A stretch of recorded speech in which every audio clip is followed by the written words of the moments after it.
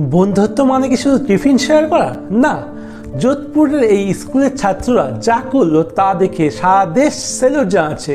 বন্ধুত্ব কাকে বলে চলুন জানবো আজকের এই ভিডিওতে।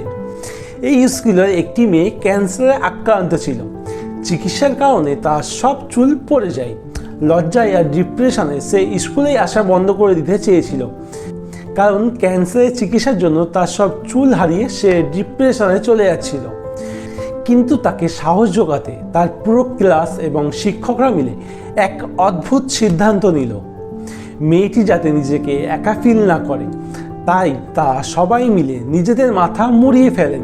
তা সকলে একসঙ্গে নেওয়া হয়ে গেল যাতে মেয়েটি নিজেকে খারাপ না ফিল করে। এই ভিডিওটি এখন সোশ্যাল মিডিয়ায় ভাইরাল। তারা বুঝিয়েছে সৌন্দর্য চুলে নয়, থাকে মানুষের মনে। টাকা দিয়ে হয়তো চিকিৎসা হয়, কিন্তু ভাঙা মন জোড়া লাগাতে এমন বন্ধুরাই যথেষ্ট। কাইন্ডনেস নিডস হার্ট, নট মানি। সত্যিকারের বন্ধুত্ব বোধহয় একেই বলে।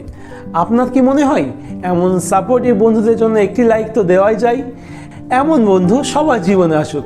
এমন আরও পজিটিভ স্টোরির জন্য চ্যানেলটি সাবস্ক্রাইব করতে ভুলবেন না। Thank you for watching. সবাই ভালো থাকবেন। ধন্যবাদ।